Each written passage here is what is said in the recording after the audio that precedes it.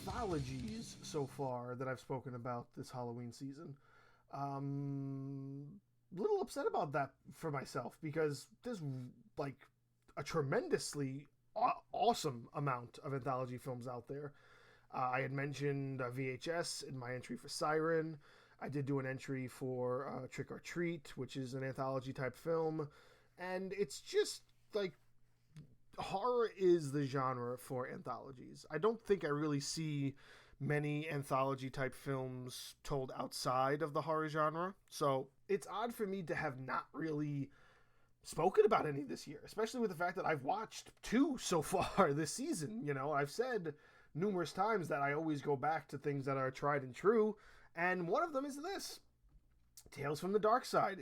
Fantastic 1990s horror film that's actually based on a television series of the same name from the mid 80s. So it was kind of around this time where like everybody knew what like the Twilight Zone was, so they came up with a Twilight Zone movie. That was the big thing. If you had a series that was sort of like this, you eventually wanted it to translate into movie. We're also talking about the 90s where they really tried to make anything a movie. If you had a skit on Saturday Night Live, they made it a movie. Like Coneheads was originally an SNL skit. They made it into a movie. You know what I'm saying? So Tales from the Darkside was a show that ran for about 4 seasons. It was kind of like the same essence of like Are You Afraid of the Dark or Fact or Fiction, you know, these 80s and 90s horror kind of shows, Tales from the Crypt, things like that.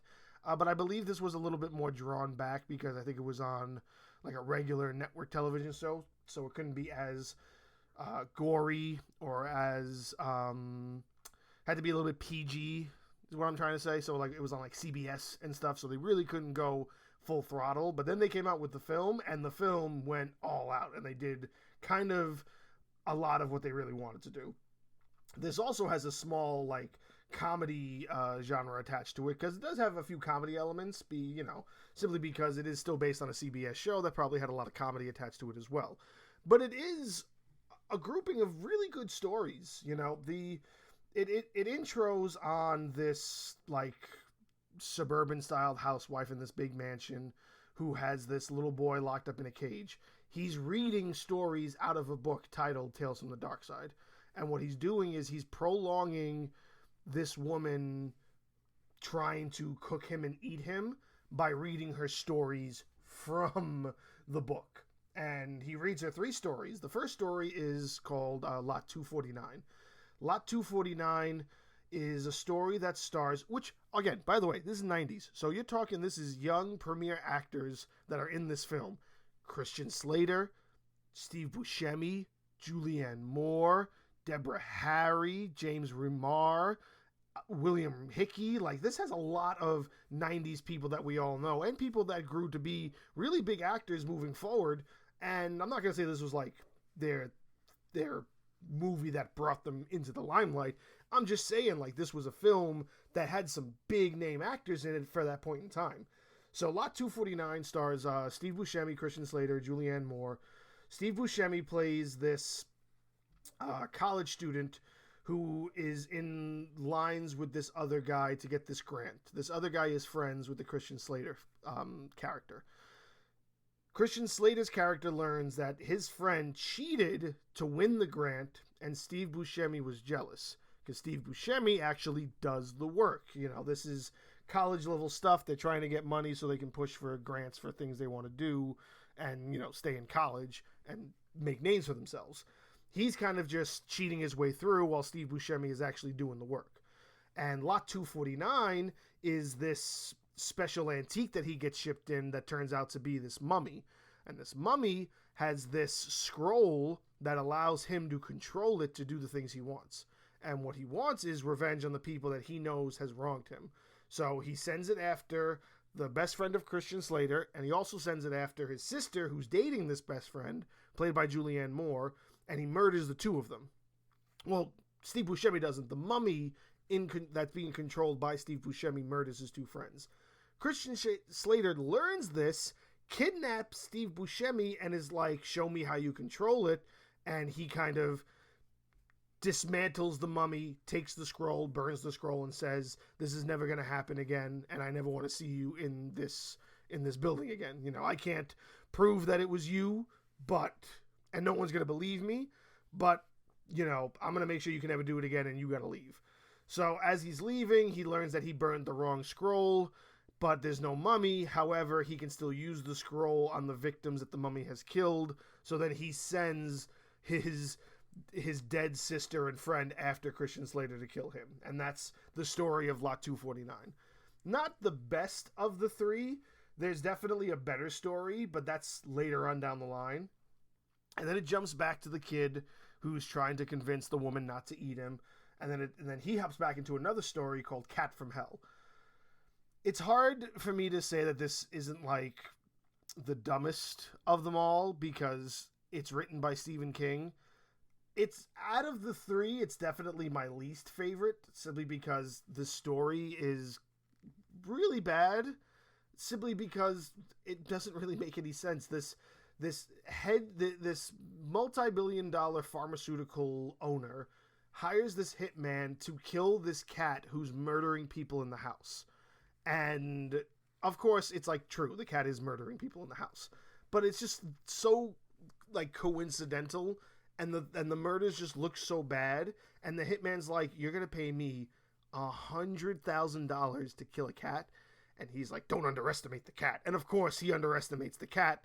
The cat winds up killing the hitman, and then killing the pharmaceutical owner. So it's this weird twist of events where it's like the whole point is that the cat is this like incarnation of the revenge of the pharmaceutical company doing experiments on thousands and thousands of cats that they just decided that they were going to murder the guy who runs the pharmaceutical company. It's not the best story. That's why I'm kind of just speeding through it and not going into further detail. There is, however, a great scene where when he kills the hitman, he jumps on his face and crawls into his mouth and like nestles in his stomach. And the way that the old man dies is when he discovers the body of the hitman, the cat is crawling its way out, and the old man like dies of a heart attack from the shock because he's seeing this cat claw its way out of the hitman's mouth the same way it came in. So it's good like animatronics, it's good special effects, but the story is not as good as the other two are. Now, the third story is probably the best one out of all three. It's called Lover's Vow. It stars James Remar, and I forget who the actress is that plays the wife, the love interest. She's been in a couple of things, and she's got an interesting name. I feel like it's Ray. I feel like it's Ray Dawn. And what he does is he plays a starving artist. Now, he's at a bar drinking because he's not making money, and it's just his life sucks. He goes to leave with another drunken friend of his. His drunken friend gets murdered by this gargoyle-like creature, and he witnesses it. But the gargoyle spares him, and he says, "I will spare your life under one condition. You must never tell anybody what you saw here." And he makes him promise. So that promise allows him to live. And on that same night, while he's still like petrified of the fact that like, oh no, there's a gargoyle flying around killing people, he runs into a woman who's in like within like 20 feet, and she's like, "What are you doing?" And he's like, "You have to get out of here. You have to get out of here now." And she's like, "Why?" And he's like, "I can't tell you why, but trust me, I'm not a creep, but you're in real danger. Just please come back to my house. I'll call you a cab and I'll pay for it myself. Just come back to my house." And they wind up falling in love, and they wind up staying together for years. And for some reason, he gets this like this energy to be a better artist. So he makes better art. He draws better pictures, and he starts actually becoming vastly successful. While becoming successful, he falls in love with this girl, marries her, they start a family, they have kids, and it does a time jump where it's 10 years down the line. He's an extremely successful artist. He's got his agent who's a lot happier with him now, who's like helping him with like family stuff now and whatnot. Like, he's got a really good life.